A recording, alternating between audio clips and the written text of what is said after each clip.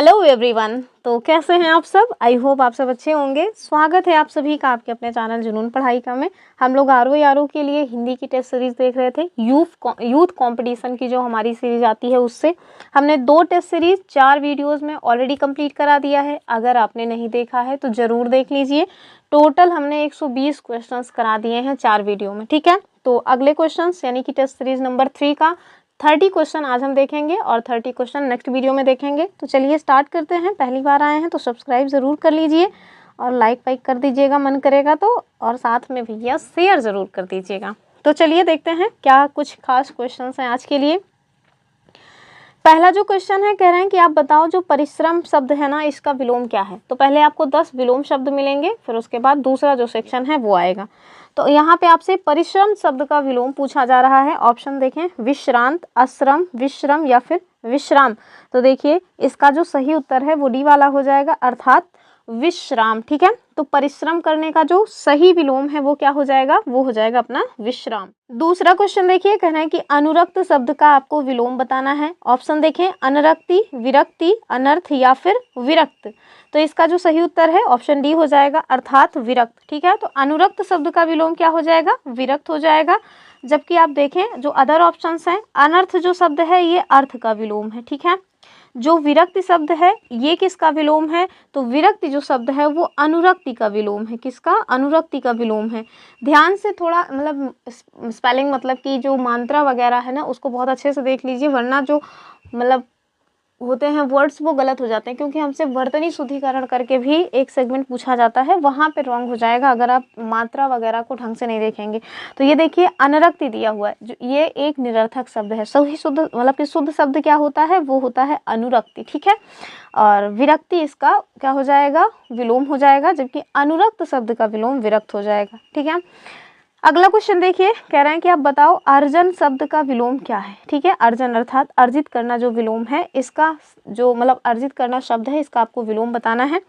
Option अर्जित, तो अर्जन और अर्जित बात तो एक ही हो जाएगी। व्ययन, अमृत या फिर अनर्थ। तो आप देखिए अर्जन मतलब होता है अर्जित करना, तो क्या हो जाएगा, व्ययन अर्थात खर्च करना, ठीक है। तो उत्तर बी वाला हो जाएगा। अमृत का क्या हो जाएगा, अमृत का हो जाएगा विष। क्या हो जाएगा, विष। अनर्थ का क्या हो जाएगा, अर्थ, ठीक है। तो अनर्थ का क्या हो जाता है, अनर्थ का हो जाता है हमारा अनर्थ, सॉरी अर्थ। चलिए अगला देखिए, कह रहे हैं कि कथित शब्द का आपको विलोम बताना है। तो कथित आपके पास शब्द दिया है, आपको इसका विलोम बताना है। ऑप्शंस देखें, कथ्य, अकथ्य, अकथित या कथनीय। तो जाहिर सी बात है अकथित जो है इसका सही उत्तर हो जाएगा, ठीक है, अकथित। ऑप्शन सी वाला, तो ये क्या 9 लिखा हुआ है, ऑप्शन सी जो है वो इसका सही उत्तर हो जाएगा। जो कथनीय शब्द दिया है इसका जो अगर आपसे कोई विलोम पूछे तो आप ध्यान रखिएगा अकथनीय हो जाएगा। क्या हो जाएगा, अकथनीय, ठीक है। चलिए अगला देखिए, कह रहे हैं कि प्रक्षन्न शब्द का विलोम आपको बताना है। ऑप्शन देखिए, प्रत्यक्ष, प्रतिपन्न, अप्रतिबद्ध या फिर गौण। तो प्रक्षन्न मतलब क्या होता है, प्रक्षन्न मतलब होता है छिपा हुआ। तो अगर आपसे छिपा हुआ का कोई विलोम पूछेगा तो क्या हो जाएगा, प्रत्यक्ष हो जाएगा ना, यानी कि सामने से जो है। तो ऑप्शन ए जो है इसका ठीक हो जाएगा। अगला देखिए, कह रहा है निम्नलिखित में से कौन सा शब्द प्रभावी का विलोम नहीं है, ठीक है। तो प्रभावी शब्द का विलोम आपको बताना है कि कौन सा नहीं है। ऑप्शन देखें, अप्रभावी, निष्प्रभावी, अप्रयुक्त या प्रभाव शून्य। तो सही उत्तर जो है वो सी वाला हो जाएगा, ठीक है। अप्रयुक्त इसका सही विलोम नहीं होगा, जबकि प्रभावी शब्द के विलोम में आपको अप्रभावी, निष्प्रभावी और प्रभाव शून्य सभी देखने को मिल जाएंगे। अगले में कह रहे हैं कि पाश्चात्य शब्द का विलोम आपको बताना है, ठीक है। तो क्वेश्चन नंबर 7 में क्या बताना है, पाश्चात्य शब्द का विलोम। ऑप्शन देखें, परिष्कृत, पारदर्शी, पौरस्थ या फिर पुलस्थ। तो उत्तर क्या हो जाएगा, सी वाला हो जाएगा, पौरस्थ, ठीक है। पौरस्थ इसका सही उत्तर हो जाएगा। और अगर कहीं पूर्वीय दिया रहे ना, पूर्वीय, ये भी पाश्चात्य का सही विलोम हो जाता है, ठीक है। तो अगला क्वेश्चन देखिए, अगले में आपसे कह रहे हैं कि इनमें से अनुग्रह शब्द का विलोम आपको बताना है। तो अनुग्रह शब्द आपके पास है, विलोम आपको बताना है। ऑप्शंस देखें, आग्रह, संग्रह, ग्रहण करना या फिर विग्रह। तो अनुग्रह का विलोम क्या हो जाएगा, बी मतलब कि विग्रह अर्थात डी वाला, ठीक है।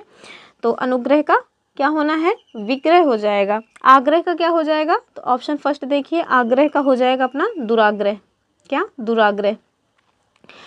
और ये जो ग्रहण है इसका क्या हो जाएगा, तो ग्रहण का होता है ग्रहण करना, अर्पण का मतलब हो जाता है समर्पित करना। तो इन सबको भी आप ध्यान से देख लीजिए। अगले क्वेश्चन को देखिए, कह रहे हैं कि इनमें से अश्लील शब्द का विलोम आपको बताना है। ठीक है, ऑप्शन देखें, श्लील, दुश्लील, या फिर विश्लील या फिर कुशलील। तो सारे शब्द आप देख के समझ आ रहे हैं, ज़्यादातर तो इसमें मतलब कि निरर्थक टाइप के ही हैं। सही उत्तर क्या हो जाएगा, ए वाला हो जाएगा, यानी कि श्लील। ठीक है, तो अश्लील शब्द का विलोम श्लील हो जाएगा। और जो आप देखें दुशील दिया हुआ है ना, ये किसका हो जाएगा, ये सुशील का हो जाएगा। ठीक है, सुशील, तो यानी कि सील के साथ या फिर बिना शील के। तो इसका उत्तर क्या हो जाएगा, ऑप्शन ए वाला। ठीक है, अगला क्वेश्चन देखिए, कह रहे हैं कि आवेशित, आवेशित शब्द का विलोम क्या है।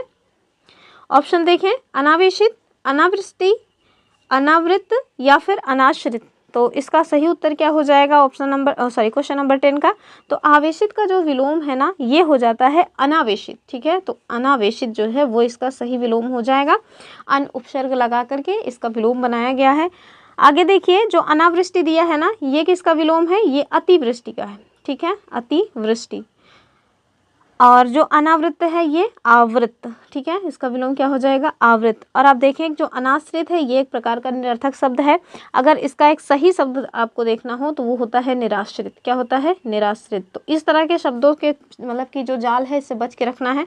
पता चला कि अनाश्रित दिया हुआ है और अगर आपको आइडिया नहीं है तो आप सोचेंगे कि ये एक मतलब सार्थक शब्द है, जबकि एक निरर्थक शब्द है। इसका हिंदी व्याकरण में, हिंदी ग्रामर में आपको कहीं पे कोई स्थान नहीं मिलेगा। ठीक है, तो ये मतलब हिंदी की जो वर्णमाला है, हिंदी में जो डिक्शनरी है, वहाँ पे आपको ये शब्द मिलेगा ही नहीं। कुल मिला के एक शब्द में ये जानिए। ठीक है, और जो निराश्रित शब्द है इसका जो विलोम होगा वो हो जाएगा अपना आश्रित। क्या हो जाएगा, आश्रित। चलिए अगले क्वेश्चन को देखिए, कह रहे हैं कि वह थोड़ा बीमार है। ठीक है, तो विलोम वाला शब्द अब समाप्त हो गया है। अब हम लोग विशेषण पे आ गए हैं। आपको पता है कि हमारा जो टॉपिक है यानी कि जो सिलेबस है उसमें विशेषण विशेष्य करके एक टॉपिक दिया हुआ है, तो उससे 10 क्वेश्चंस पूछे जाएंगे। तो वहां से रिलेटेड ये क्वेश्चन है। कह रहे हैं कि वह थोड़ा बीमार है, इस वाक्य में थोड़ा जो है ना वो कौन सा विशेषण है ये आपको बताना है। परिमाणवाचक क्रिया विशेषण, कालवाचक, स्थानवाचक, रीतिवाचक। तो देखिए थोड़ा, बहुत, कम, ज़्यादा, ये सभी क्या है, ये सभी ना परिमाणवाचक क्रिया विशेषण के एग्जाम्पल हैं। तो ऑप्शन पहला जो है वो ठीक हो जाएगा। दूसरा कह रहे हैं कि मीरा ने आधा लीटर दूध पी लिया। तो मीरा के द्वारा जो आधा लीटर दूध पी लिया गया है, इसमें आपको बताना है विशेषण। ठीक है, तो ऑप्शन देखिए, गुणवाचक, संख्यावाचक, परिमाणवाचक या फिर सार्वनामिक। तो इसमें दरअसल पूछ किसका रहे हैं, तो आधा लीटर का पूछ रहे हैं। तो आधा लीटर में जो आधा है इसी का आपको बताना है। तो उत्तर क्या हो जाएगा, ये भी आप देखिए कि मापतोल की बात हो रही है, अर्थात परिमाणवाचक विशेषण इसमें यूज हुआ है। अगला देखिए क्वेश्चन नंबर 13, कह रहे हैं कोई बच्चा नहीं खेलेगा। ठीक है, कोई बच्चा नहीं खेलेगा, इसमें रेखांकित शब्द क्या है, तो इसमें भी दरअसल जो कोई शब्द है ना वही रेखांकित किया गया है। ठीक है, कोई। तो परिमाणवाचक, गुणवाचक, सार्वनामिक या फिर सर्वनाम। तो देखिए इसका जो सही उत्तर है क्या हो जाएगा, सी वाला हो जाएगा, यानी कि सार्वनामिक विशेषण हो जाएगा। तो जो सर्वनाम से बनने वाले विशेषण हैं उन्हें हम सार्वनामिक विशेषण कहते हैं। और सर्वनाम क्या है, जैसे मैं, वह, तुम, सब, कौन, मतलब कि कोई, ये सब क्या है, ये सभी सार्वनामिक है। ठीक है, सार्वनामिक विशेषण या सर्वनाम के उदाहरण हैं। तो सर्वनाम शब्द से जो भी विशेषण बनेगा वो आप जाने रहिए कि सार्वनामिक विशेषण कहलाएगा। चलिए अगला देखिए, कह रहे हैं कि जो काफी शब्द है ना इसमें कौन सा विशेषण है। ऑप्शन देखिए, निश्चित परिमाण, तो काफी बिल्कुल नहीं, निश्चित तो बिल्कुल भी नहीं है। निश्चित में जब भी आप निश्चित देखिए तो कोई संख्या आएगी, जैसे 1 2 3 4 5, ये सब क्या है, ये सब निश्चित है, निश्चित संख्याएं हैं। तो अनिश्चित परिमाणवाचक, निश्चित संख्यावाचक बिल्कुल नहीं, अनिश्चित संख्यावाचक। देखिए संख्या इसमें दिया ही नहीं है और निश्चित अनिश्चित की तो कोई बात ही नहीं है। तो इसका जो उत्तर है वो क्या हो जाएगा, अनिश्चित परिमाणवाचक, यानी कि माप तौल की ही बात हो रही है और साथ में निश्चित कोई है नहीं कि निश्चित जो है दिया गया हो कि 1 लीटर या मतलब 2 लीटर या 1 किलो 2 किलो, इस टाइप का कुछ नहीं दिया है। इस वजह से ये देखें कि अनिश्चित परिमाणवाचक इसका सही उत्तर हो जाएगा। चलिए अगला देखिए, कह रहे हैं कि प्राचीन शब्द विशेषण के किस प्रकार में आता है। ऑप्शन देखें, सार्वनामिक, परिमाणवाचक, संख्यावाचक या गुणवाचक। तो प्राचीन, नवीन ये सब क्या हो जाएंगे, ये सभी गुणवाचक जो विशेषण है उसके उदाहरण हो जाएंगे। अगला देखिए, अगले में आपसे कह रहे हैं कि अभ्यास का विशेषण क्या हो जाएगा। तो अभ्यास शब्द से विशेषण कौन सा बनेगा, अभ्यासिक, अभ्यासी, आभास या आभासित। तो आभासित तो बिल्कुल नहीं बनेगा। इसका जो सही उत्तर है वो क्या हो जाएगा, बी वाला, अर्थात अभ्यासी। ठीक है, अगला क्वेश्चन देखिए, कह रहे हैं कि भौम का विशेष रूप क्या है। भौम शब्द दिया हुआ है, इसका आपसे विशेष पूछ रहे हैं। भौमिक, भूमि तो भूमि या फिर भूमिक, तो क्या हो जाएगा, भूमि जो शब्द है ना वो भौम का विशेष रूप हो जाएगा। ठीक है, अगला देखिए, अगला कह रहे हैं कि ये दृश्य बहुत सुंदर है। इसमें आपको जो बहुत सुंदर शब्द है उसमें कौन सा विशेषण है ये बताना है। तो बहुत में दरअसल बताना है, गुणवाचक, परिमाणवाचक, सार्वनामिक या प्राविशेषण। तो देखिए ऐसे शब्द जो किसी विशेषण की विशेषता बताते हैं उन्हें हम क्या कहते हैं, उन्हें हम कह देते हैं प्राविशेषण। तो आप देखिए जो बहुत है ना ये सुंदर जो कि एक विशेषण है इसकी विशेषता बता रहा है, यानी कि सुंदर है, कितना सुंदर है, बहुत सुंदर है। तो सुंदर शब्द एक विशेषण है, उसकी विशेषता मतलब जो बहुत शब्द है वो बता रहा है, इस वजह से ये क्या हो जाएगा, प्राविशेषण। अगला देखिए, कह रहे हैं कि गुरु का उत्तमावस्था क्या हो जाएगा, तो हमसे उत्तमावस्था यानी कि जो मतलब हाईएस्ट जो डिग्री है ना वो पूछ रहे हैं। ठीक है, गुरुतम, गुरुतर, गुरुतर हो कितना अजीब है ना, गुरुतम तम या फिर गौरव। तो अब देखिए इसका जो सही उत्तर है क्या हो जाएगा, गुरु का उत्तमावस्था जो है ना वो हो जाएगा गुरुतम। ठीक है, ऑप्शन ए वाला। और मूलावस्था क्या हो जाएगा, गुरु हो जाएगा, उत्तरावस्था हो जाएगा गुरुतर। ठीक है, तो तीन जो अवस्थाएं हैं वो आपको पता होनी चाहिए, कौन सी कौन सी। एक तो मूलावस्था होती है, तो गुरु जो शब्द है ना वो मूलावस्था में है। इसका जो दूसरी अवस्था है वो क्या हो जाता है, उत्तरावस्था, और उत्तरावस्था में क्या हो जाएगा, गुरुतर हो जाएगा, गुरुतर। और फिर तीसरी अवस्था है उत्तमावस्था, और ये हो जाता है अपना गुरुतम। ठीक है, अगला क्वेश्चन देखिए, कह रहे हैं कि महान का उत्तरावस्था क्या होगा, यानी कि जो सेकंड डिग्री है उसके बारे में आपसे पूछ रहे हैं, किसका, महान का। ऑप्शन देखें, महानतर, महत्तम, महत्तर या फिर महानतम। तो अभी हम देख के आ रहे हैं ना कि इसमें क्या हो जाएगा, इसका जो सही उत्तर है वो हो जाएगा अपना महान का महत्तर। ठीक है, ऑप्शन बी वाला, सॉरी ऑप्शन सी वाला। ठीक है, महत्तर इसका सेकंड या उत्तरावस्था हो जाएगा। ठीक है, और अगर इसकी मूलावस्था की बात की जाए तो मूलावस्था ये महान है ही, दिया ही है। और अगर उत्तमावस्था की बात की जाए तो वो क्या हो जाएगा, वो हो जाएगा महत्तम। क्या, ये जो है महत्तम, ये इसका उत्तमावस्था हो जाएगा। ठीक है, चलिए अगला अगला क्वेश्चन देखिए, इसमें आपसे निर्देश दिए गए हैं कि ये जो विकल्प है उसमें आपको तत्सम शब्द का चयन करना है, यानी कि 4 विकल्प आपके पास है, आपको बताना है कि इसमें कौन सा एक शब्द है जो तत्सम है। पहला देखिए, दाद, जामाता, दाख या फिर दिवाली। तो आपको पता होगा कि जो जामाता है ना ये जो तत्सम शब्द है किसका, दामाद का। ठीक है, तो जो हमारे यहाँ दामाद आते हैं वो जामाता हैं एग्जैक्टली, अगर आप उनको तत्सम शब्द में यूज करेंगे तो। ठीक है, और भी देख लेते हैं जो एग्जाम्पल्स हैं, कि जो अन्य ऑप्शंस हैं, जैसे जो दाद दिया है ना, अगर इसका कोई पूछे चलो बताओ क्या हो जाएगा, कि तत्सम, तो क्या हम बोलेंगे, दद्रु। क्या बोल देंगे, दद्रु। दाख का क्या हो जाएगा, द्राक्षा। तो द्राक्षा मतलब क्या होता है, मेरे ख्याल से अंगूर होता है।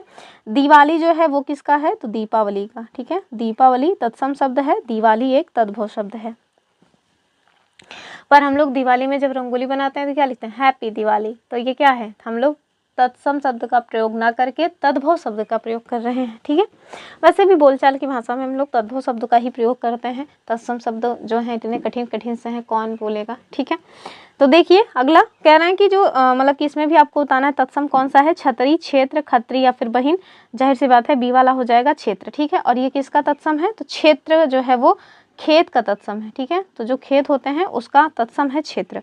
अन्य देखिए, छतरी जो है वो छत्रक का हो जाएगा, और जो खत्री है ये किसका हो जाएगा, ये छत्री का हो जाएगा। बहिन जो है ना वो भगनी का हो जाएगा। ठीक है, बहिन जो है वो भगनी का तत्सम है, सॉरी भगनी जो है वो तत्सम शब्द है, भगिनी तत्सम शब्द का तद्भव क्या है, बहिन। अगला देखें, इसमें भी तत्सम ही निकालना है, मोर, माथा, वायु, दूध। तो इसमें क्या हो जाएगा, मोर, माथा, वायु। जाहिर सी बात है सी वाला हो जाएगा, यानी कि वायु। ठीक है, तो वायु जो है ये किसका है, हवा जो होता है ना उसका हो जाएगा, या वात। तो वायु जो है ना, सॉरी जो वायु है ये किसका है, हो जाएगा, तो वायु का जो तद्भव है ये वात हो जाएगा, या हवा, कुछ भी कहिए। फिर देखिए मोर जो है ये किसका तद्भव है, तो मोर का तत्सम हो जाएगा मयूर, और माथा का हो जाएगा मस्तक, दूध का हो जाएगा दुग्ध। ठीक है, तो उत्तर क्या है, सी वाला। अगला देखिए, अगले में पुरातन, पूरा, पोती या फिर पोथी। तो क्या हो जाएगा, जो पुरातन शब्द है ना ये कि तत्सम है कि तद्भव। तो आप देखें जो पुरातन शब्द है ये भैया एक तत्सम शब्द है। ठीक है, तो इसका तद्भव क्या हो जाएगा, उत्तर तो यही हो जाएगा। ठीक है, पुरातन जो है वो इसका सही उत्तर है। और जो पुरातन शब्द है ये किसका तद्भव तत्सम है, तो पुराना का। पुराना जो है वो एक तद्भव शब्द है। पूरा का क्या हो जाएगा, जो पूरा शब्द है ये इसका तत्सम हो जाएगा पूरक, और पोती का क्या हो जाएगा पौत्री, जबकि पोथी तो पोथी पंडित ये क्या हो जाएगा पुस्तिका। ठीक है, तो 25 में देखिए ऊपरी, परनाला, पपड़ी या पत्थर, इसमें तत्सम क्या हो जाएगा, तो इसका जो तत्सम शब्द है वो है भैया ऊपरी। ठीक है, तो ऊपरी किसका जो है तत्सम है, तो ये जो पर शब्द है इसका हो जाएगा, तो उत्तर इसका ये है। पत्थर का क्या हो जाएगा, पत्थर का अगर आपसे कोई पूछे कि चलो बताओ तत्सम क्या है, तो वो हो जाएगा प्रस्तर। ठीक है, तो 26 नंबर का जो क्वेश्चन है इसमें देखिए क्या करना है, आपको तद्भव शब्द जो है अब चयन करना है। तो 5 क्वेश्चन आएंगे जिनमें आपको तद्भव शब्द बताना है। आशा, उपालंब, आसरा या उलूक, तो इसमें आप देखिए कौन सा जो है तद्भव शब्द है, तो इसमें आसरा जो शब्द है ना वो एक तद्भव शब्द है, बाकी सारे के सारे तत्सम शब्द हैं। चलिए अगला देखिए, अगले में दिया है आज, उच्च, मनुष्य या उद्गत, तो इसमें जो मतलब तद्भव शब्द है वो देखिए आज का मतलब जो है वो तद्भव शब्द है। क्यों, क्योंकि आज का जो तत्सम होता है ना वो हो जाता है अद्य, बाकी सब तो आपको समझ आ ही रहा है कि तत्सम है। 28 में देखिए उघाड़ना, उज्जड़, उज्ज्वल या फिर ईंधन, तो इसमें कौन सा शब्द है जो तद्भव है, तो पहला वाला ही है यानी कि उघाड़ना। और किसका ये तद्भव है, तो ये जो तद्भव है ना उघाड़ना शब्द ये उद्घाटन का तद्भव है। ठीक है, उद्घाटन ये जो है तत्सम शब्द है और इसका तद्भव हो जाएगा उघाड़ना। सेकेंड लास्ट क्वेश्चन देखिए, इक्षु, ईंट, इयत या फिर आदित्यवार, तो इसमें जो तद्भव शब्द है वो क्या है, तो इन सब में जो तद्भव शब्द है वो देखिए बी वाला हो जाएगा ईंट। ठीक है, और ईंट जो है मतलब कि तद्भव है तो इसका तत्सम भी जाने रहिए, ईंट का क्या हो जाएगा, ये हो जाएगा इष्टिका। क्या हो जाएगा, इष्टिका। ओहो क्या लिखा रहा है, तो इष्टिका जो है ना वो ईंट का तत्सम शब्द हो जाएगा। लास्ट क्वेश्चन देखिए, आत्मा, आरसी, अद्य या अर्ची, इसमें जो तद्भव शब्द है वो कौन सा है, तो इसमें जो सही उत्तर है वो हो जाएगा अपना बी वाला आरसी। ठीक है, अभी हमने ऊपर देखा था ना वही सेम है, आरसी जो है वो एक तद्भव शब्द है। और किसका है, तो ये भी पता होना चाहिए आदर्शिका का है। ठीक है, यानी कि आदर्शिका एक तत्सम शब्द है और इसका तद्भव हो जाएगा हमारा आरसी। ठीक है, तो बाकी सबके सब तो तत्सम ही हैं। तो चलिए ये रही आज की अपनी वीडियो। आई होप आपको वीडियो में जो भी चीज़ें हैं वो समझ आई होंगी। फिर मिलेंगे अपनी अगली वीडियो में, तब तक के लिए धन्यवाद एंड नमस्कार।